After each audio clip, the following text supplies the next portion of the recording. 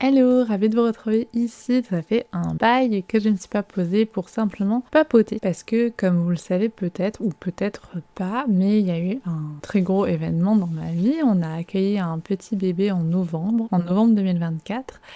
Et je me suis demandé comment est-ce que j'allais finalement revenir et à la fois rien n'a changé, à la fois tout a changé. Donc j'avais vraiment envie finalement de vous partager ce que moi j'ai pu vivre dans un premier temps durant ma grossesse. Je vais aussi vous partager l'accouchement pour plusieurs raisons en fait.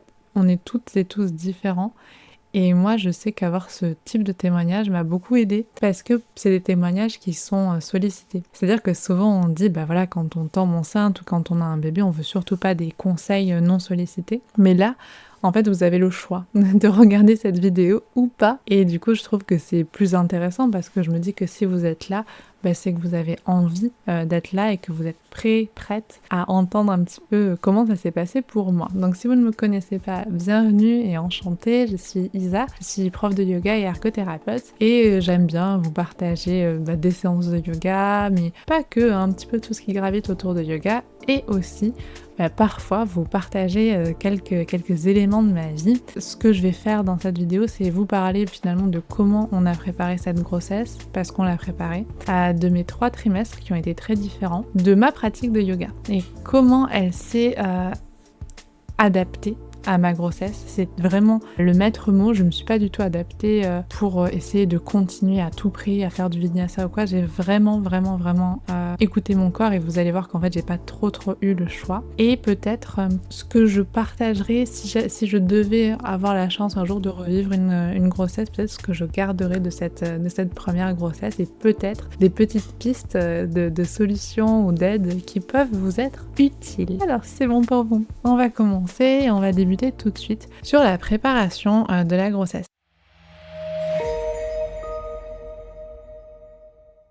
Moi, quand je regardais des vidéos comme ça, j'étais toujours un petit peu étonnée, émerveillée que la plupart des personnes disent ben voilà, nous on n'avait pas prévu, c'est arrivé comme ça, on s'y attendait pas. Nous c'est pas le cas. Il y a plusieurs années déjà, on avait essayé d'avoir un bébé et ça n'avait pas fonctionné pendant plusieurs mois. Ensuite j'ai repris mes études, on s'était dit bon ça reste dans un coin de la tête. On n'y pense plus trop, mais voilà, comme ça. Parfois, lâcher quelque chose, en fait, ça peut nous aider à peut-être enlever un peu de stress aussi. Donc, je me suis concentrée sur mes études d'ergo, et ensuite, à la fin des études, on s'est dit, bon, le projet, il est là, on commence à prendre un petit peu d'âge. Pour vous dire, moi, j'ai commencé ma grossesse, j'avais 34, je l'ai fini à 35, donc on est dans les grossesses qu'on appelle gériatriques, ce que je trouve horrible, mais c'est une réalité aussi. Donc c'est vrai que c'est pas forcément entre guillemets le plus simple, je sais pas, mais il peut y avoir des petites complications, en tout cas peut-être que sur certains points on a un peu plus suivi. Enfin, il y a tout ça en fait qu'il faut prendre en compte. On s'est dit bon ben voilà, il est temps de s'y remettre, et de notre première expérience qui n'avait pas fonctionné, moi je me suis dit bon là il faut pas faire les choses de la même manière. Donc en fait on a tous les deux, mon mari et moi, on s'est posé, on a un peu analysé notre mode de vie, notre hygiène de vie. On a écouté pas mal de podcasts, dont un que je vous recommanderais, de Mills Liberty, je vous mets le lien en barre d'infos. Alors c'est un podcast qui est en anglais, c'est vraiment en fait une mine d'or. Nous, ça nous a beaucoup aidé sur finalement quoi faire finalement pour optimiser ses chances d'avoir un bébé. Donc on a fait tout ce qu'on a pu en termes d'hygiène de vie. Ce qui a marché pour nous, premièrement, c'est pas le miracle, hein. Ça peut ne pas fonctionner pour tout le monde, et je pense que pour toutes les personnes qui essaient de concevoir et qui ont des difficultés, je pense que l'idéal c'est d'aller voir des personnes, des thérapeutes compétents, que ce soit des personnes plutôt de la médecine conventionnelle ou non conventionnelle, mais toujours des personnes qui vont vous accompagner avec beaucoup de bienveillance. En tout cas, cette idée de se préparer, c'était aussi pour moi, pour nous, une façon de pouvoir arriver, si jamais ça devait se reproduire, que ça ne fonctionne pas, d'arriver en disant ben voilà ce qu'on a testé, voilà ce qu'on a fait, qu'est-ce qui se passe. pourquoi est-ce que ça fonctionne pas, est-ce que voilà, c'était vraiment pour arriver finalement avec le plus d'outils et avancer le plus possible. Et en termes d'hygiène de vie, la première chose, je pense, qu'on a essayé de gérer tous les deux, c'est au niveau du sommeil. Donc vraiment privilégier le sommeil à 100%. Donc pour ça, il y a pas de recette miracle en fait. Je trouve que c'est les routines de sommeil qui sont importantes, l'exposition à la lumière du jour le matin et le soir. Je trouve que être dehors, pour moi, c'est ce qui me régule le mieux en termes de sommeil. Au niveau de l'alimentation, donc finalement être sur une alimentation la moins transformée possible. Donc c'est quelque chose qu'on fait depuis plusieurs années. Moi, c'est vrai qu'avec mes études de naturo, j'avais quand même été assez sensibilisée à ça.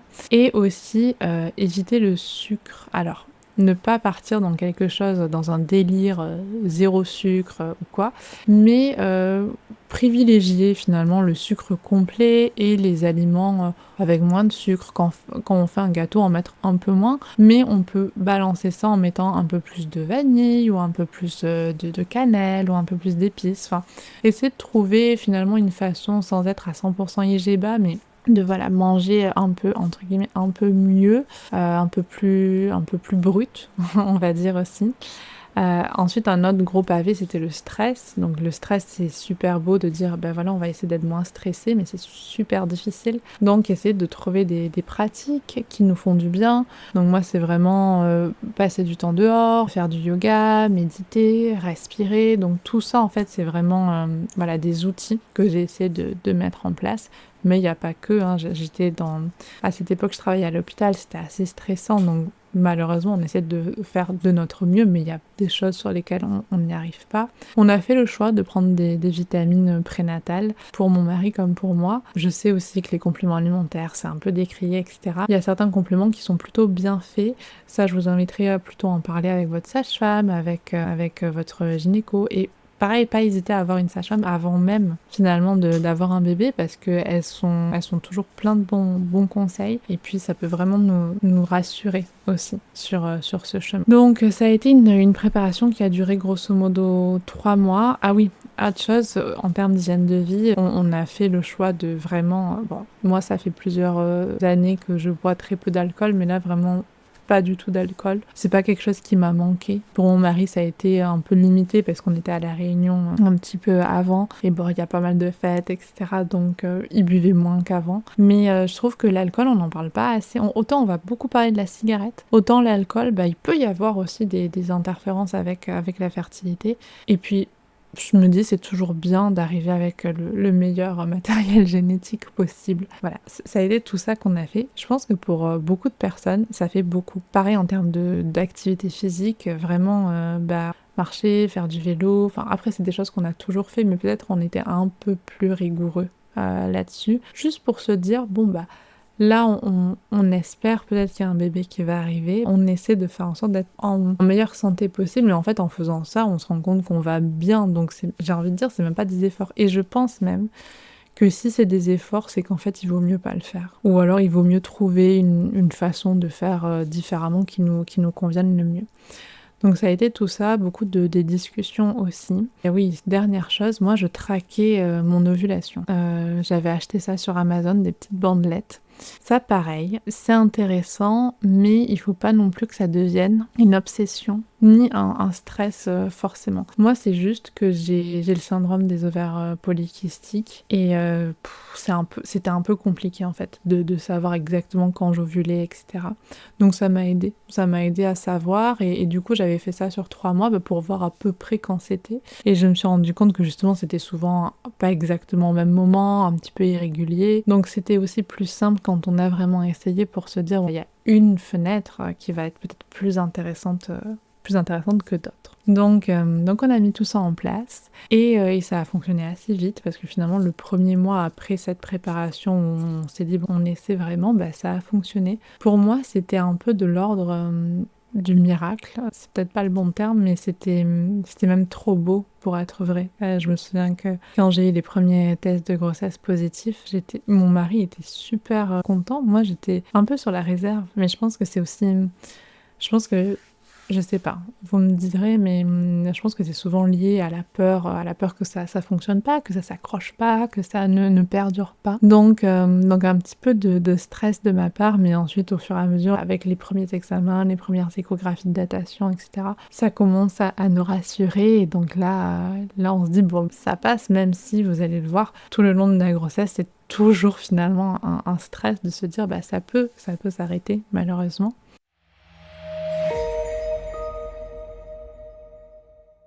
Du coup, mes trimestres, alors le premier trimestre, moi ça a été celui que j'ai trouvé peut-être le plus frustrant. À la fois il se passait pas grand chose, à la fois il se passait beaucoup de choses. Je sentais que mon corps réagissait pas pareil. C'est-à-dire qu'on sait, quand on est une femme et quand on a nos cycles menstruels, etc., on sait ce qui se passe jusqu'aux règles. Mais quand il n'y a pas de règles, qu'est-ce qui se passe? Et en fait, moi, c'était vraiment ça. J'avais l'impression de pénétrer dans terre inconnue, en fait. Et donc, à chaque fois, j'étais ok, bon, mais qu'est-ce qui se passe? Qu'est-ce qui se passe? Et j'ai eu plein de symptômes idiots. Le premier trimestre, vraiment des choses qu'à chaque fois, je me disais, mais qu'est-ce que c'est que ça? Et je tapais sur Internet. Par exemple, j'ai eu la peau super sèche. Vraiment, c'était comme une peau de crocodile. Je me souviens, mon mari m'avait offert un massage pour la Saint-Valentin, et du coup, j'étais allée me faire masser, et l'esthéticienne devait mettre, je sais pas, elle a dû passer pas toute la bouteille d'huile, mais presque, tellement j'avais la peau sèche.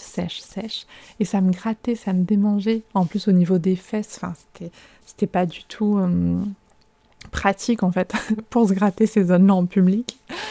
Et donc je regarde, je me dis peau sèche, grossesse. Ah oui, c'est souvent un symptôme, que des trucs comme ça, de grosses douleurs à la poitrine. Tout le monde me disait, mon Dieu, mais qu'est-ce que ça va être après? Franchement, je maintiens que c'était vraiment très désagréable. Des choses qui étaient vraiment, je trouve, un peu rigolotes et pas vraiment très dérangeantes. J'étais un petit peu écœurée, mais j'ai eu de la chance de pas avoir de nausées, j'ai pas vomi une seule fois. Enfin, franchement, ça allait. J'étais plus fatiguée, ça c'est sûr, mais c'était aussi en lien avec le fait que c'est un secret, on n'a rien dit le premier trimestre, et donc en fait c'est vrai que pendant 3 mois, bah, j'ai fait comme s'il y avait rien, alors qu'il y a quelque chose qui se passe. Et c'est ça que je trouve un petit peu particulier, c'est un choix, et à la fois je sais pas si c'est le meilleur choix à faire, mais en tout cas c'est vrai que de rien dire. Par exemple au travail, j'ai rien adapté, alors que j'avais quand même une fatigue qui était pas forcément habituelle, j'étais plus fatiguée. Du coup tout le monde me dit, non mais là t'es fatiguée, mais t'inquiète pas, le second trimestre ça va aller mieux. Et donc moi j'attendais le second trimestre en me disant, bah c'est cool, là ça va aller.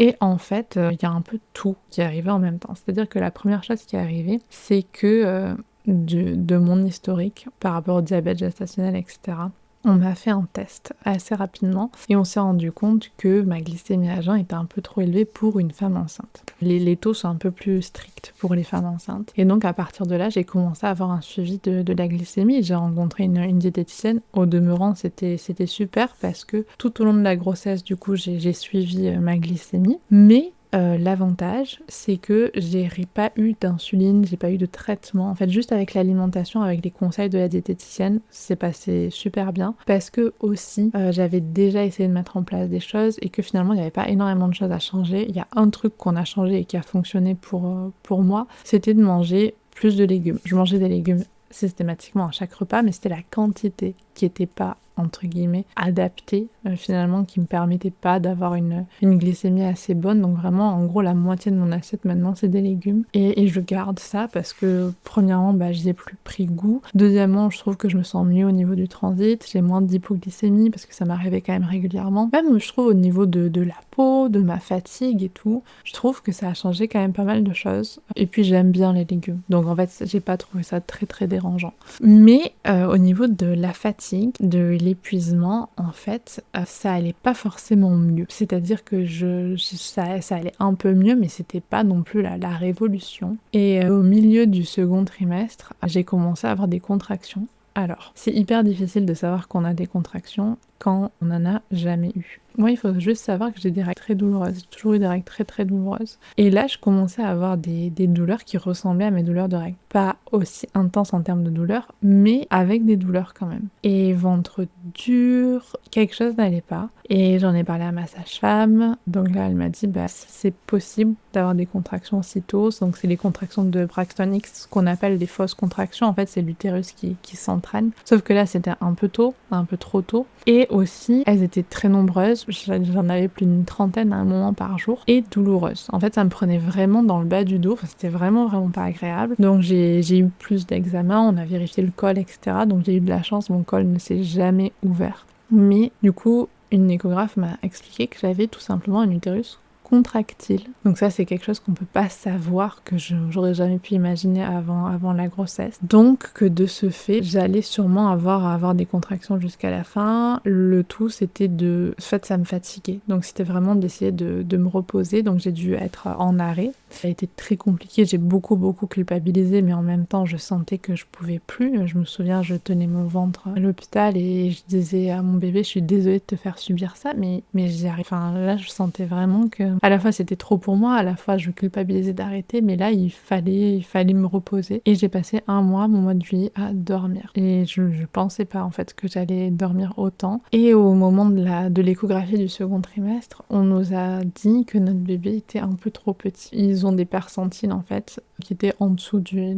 10e percentile, donc il fallait avoir un suivi accru. L'échographe m'avait dit souvent avec un mois de repos, le bébé grossit un petit peu. Et au bout d'un mois, le bébé avait grossi, mais pas énormément. Donc on a commencé à avoir un suivi en fin de grossesse, donc au 3e trimestre, qui a été beaucoup plus régulier. C'est-à-dire qu'on avait une échographie tous les 15 jours et un monitoring toutes les semaines. Donc le monitoring, c'était rassurant parce qu'on entendait le cœur de bébé, etc. Après, ça reste toujours, entre guillemets, un peu un stress. Normalement, il n'y a que 3 ou 4 échographies. Nous, notre classeur, il se remplissait. Je ne saurais pas vous dire si c'était compliqué ou quoi, mais c'est vrai que on n'était pas à 100% serein. Et moi, j'avais mes contractions qui restaient là. Il y a eu des légers mieux, il y a eu des périodes où ça allait un petit peu mieux, etc. J'ai eu un mois de septembre qui était vraiment plutôt cool, où j'ai eu moins de contractions, où j'étais moins fatiguée. Mais c'est vrai que ça a été quand même une surveillance accrue. Et à l'échographie du 3e trimestre, là on nous dit « Ah le bébé n'est toujours pas retourné ».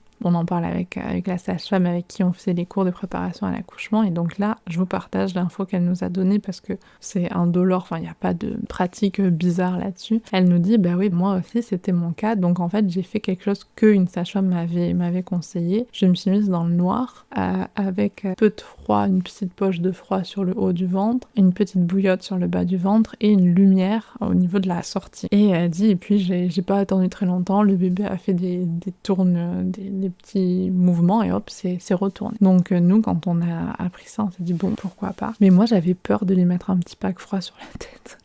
Donc du coup, j'ai pas fait ça. J'ai juste attendu une nuit où j'arrivais pas à dormir parce que franchement, le 3e trimestre, enfin les 2 derniers mois, j'ai très mal dormi. Tout le monde me disait tu verras, ce sera pire quand t'auras l'enfant. Aujourd'hui, je peux vous dire que c'était pire les 2 derniers mois.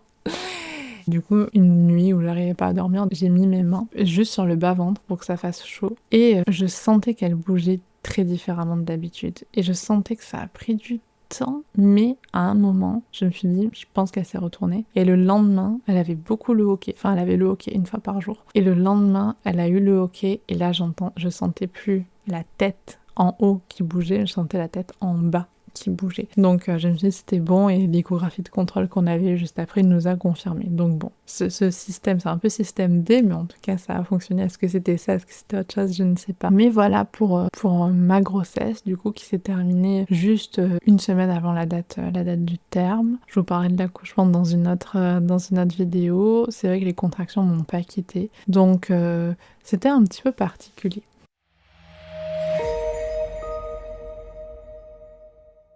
Pour ma pratique de yoga, vous vous doutez bien que j'ai dû adapter tout ça. Vraiment, on va dire qu'au 1er trimestre, j'ai pas fait cas. J'ai vraiment continué à pratiquer comme d'habitude. Les seules choses où je me sentais un peu moins bien, c'était pour les ouvertures du cœur, donc j'ai vite un peu transitionné. J'ai pas fait le chien tête en haut, par exemple, je faisais plutôt pour les transitions vinyasa, je faisais juste demi-planche et chien tête en bas. Je faisais plus la posture de la roue, de Urdhva Dhanurasana. Le danseur, je faisais un petit danseur. En fait, j'adaptais tout, mais franchement, je trouvais que, au contraire ça me faisait beaucoup de bien parce que j'avais ces petites douleurs au niveau des ligaments, etc. qui m'ont pas quitté jusqu'à la fin d'ailleurs. Donc en fait, le fait de m'étirer, c'était vraiment très très très très bon. Et j'en ai profité pour faire le programme prénatal de Beau Beautiful qui mélange pilates et yoga. Et elle disait un petit peu dans ces séances de pilates, pour le renforcement des bras ou quoi notamment, elle disait c'est bien de faire ça parce qu'après vous aurez besoin de vos bras. Bon, je me disais oui, c'est vrai qu'elle a raison, mais je ne pensais pas qu'elle avait raison à ce point. Et donc c'est vrai que ça a été assez utile. Donc premier trimestre, voilà, j'arrivais à faire le pilate et le prénatal avec ce programme, ma pratique de yoga classique. J'ai même fait la plupart des programmes pour mon studio en ligne à ce moment-là pour essayer de gagner du temps. J'ai bien fait parce qu'au second trimestre, au final, par le premier mois et demi où j'étais encore plus ou moins capable de bouger sans avoir trop de contractions, sans avoir mal. Ensuite, après, ça a été beaucoup du yoga doux. Vraiment juste de la respiration. Et c'est vrai que la respiration, ça a été un cadeau énorme de pouvoir respirer. Respiration abdominale avec une expiration plus longue que l'inspire. Ça a vraiment été ce qui m'a calmé le plus, ce qui m'aidait le plus aussi à gérer les contractions quand j'en avais, parce que je pouvais en avoir aussi quand j'étais allongée tranquille dans mon lit. Donc c'est vrai que ça a été tout ça à apprendre à gérer, en fait apprendre à gérer ce qui se passait, apprendre à amener du calme. Donc on va dire que ça a été à ce moment-là que je me suis dit, là, il faut que j'apprenne à ralentir. Et ensuite, le troisième trimestre, toujours un petit peu sur la lancée du deuxième, j'ai réussi à ramener un petit peu du mouvement très doux quand mes contractions commençaient à se calmer un petit peu. Et c'est vrai que ça me faisait toujours énormément de bien de me poser. Et à chaque fois que j'étais dans la posture de relaxation, je sentais mon bébé bouger. Je trouvais que c'était vraiment un moment un peu de connexion entre elle et moi. À ce moment-là, c'était vraiment une façon aussi de m'approprier ce corps. Moi, malgré tout, j'ai adoré avoir ce bébé dans mon ventre, j'ai adoré être enceinte, j'ai adoré ressentir tout ça. Et le yoga m'aidait beaucoup dans ces moments-là. Donc c'est vrai que si jamais vous êtes enceinte, que vous avez envie d'être enceinte et que vous pratiquez ou que vous avez envie de pratiquer le yoga, je trouve que c'est vraiment une pratique hyper intéressante, ne serait-ce que pour ça. L'idée, c'est pas de faire des acrobaties. Franchement, déjà, c'était pas l'objectif avant dans ma pratique et encore moins aujourd'hui, mais vraiment sur le ressenti et la respiration, c'est je crois ce qui m'a le plus aidé.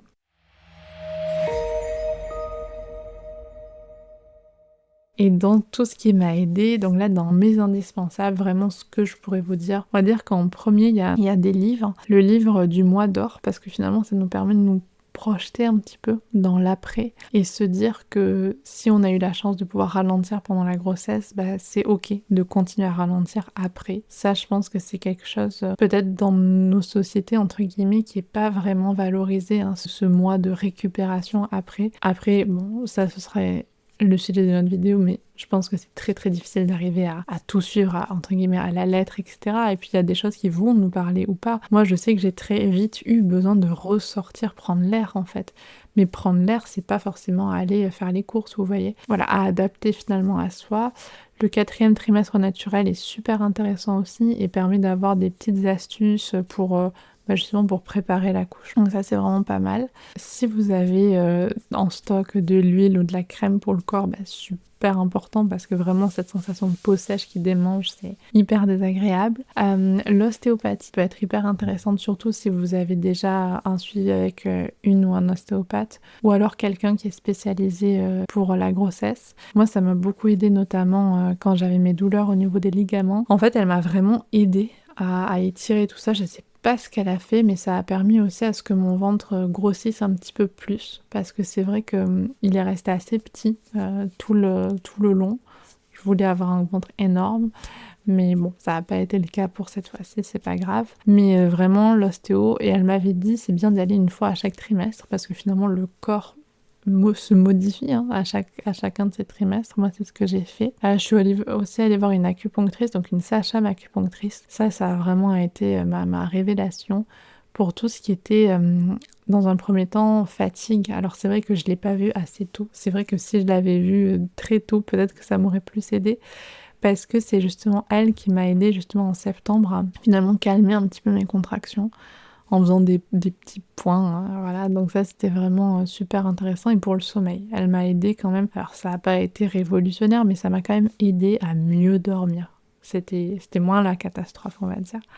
Aussi au niveau du sommeil, j'ai testé l'homéopathie parce que ma sage-femme m'en prescrivait pas mal. Je pense que ça a pu aider un petit peu, même si encore une fois ça n'a pas été révolutionnaire. Et une application, l'application May.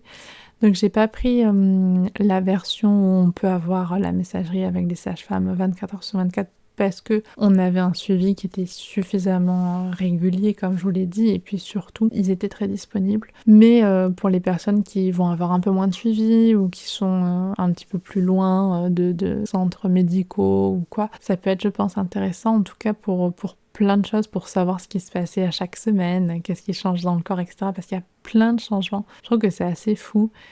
On m'a beaucoup dit non mais la grossesse c'est pas une maladie, c'est vrai, c'est pas une maladie mais ça y ressemble quand même. Je me souviens de la gêne que j'avais au niveau de la respiration parce que tout est un peu comprimé. Voilà, c'est quand même pas rien. Et je pense que c'est important, en tout cas moi c'est comme ça que je l'ai vécu. C'est comme ça que j'ai voulu aussi comprendre ce qui se passait pour moi, c'est que je me suis dit bon peut-être que là il est temps de ralentir. Vraiment, j'ai ressenti ça. Et ça m'a fait du bien, au final, de ralentir. Donc voilà, pour si je devais vous partager mes indispensables, vous voyez, il n'y en a pas beaucoup. Et au final, c'est peut-être bien comme ça.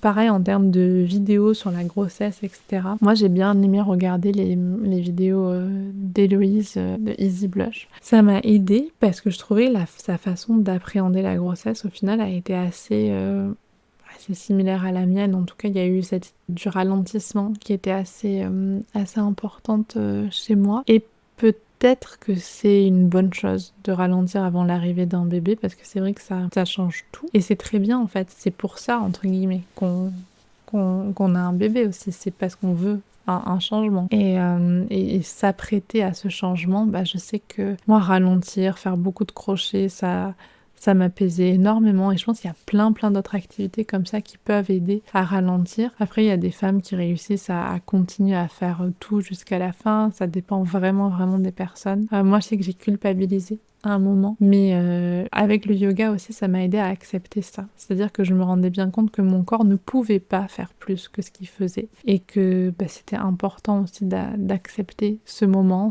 un peu plus doux, un peu plus calme, mais pour autant qui change beaucoup. Et dernière chose, moi j'ai vraiment eu un problème entre guillemets au niveau de mon cerveau, je ne comprenais plus rien. Franchement ça va un peu mieux aujourd'hui, c'est pas encore à 100% là, mais à un moment je ne comprenais plus rien. Et c'est ok en fait. C'est très particulier mais c'est le cerveau en fait qui se réorganise et je trouve ça fou et c'est une aventure totalement folle. Donc voilà ce que j'avais à vous partager aujourd'hui. N'hésitez pas à me partager un petit peu votre histoire. On se retrouve peut-être pour la prochaine vidéo qui sera sur l'accouchement. Voilà, en tout cas j'ai été ravie de partager ce moment avec vous. En attendant de vous retrouver très vite. Prenez soin de vous.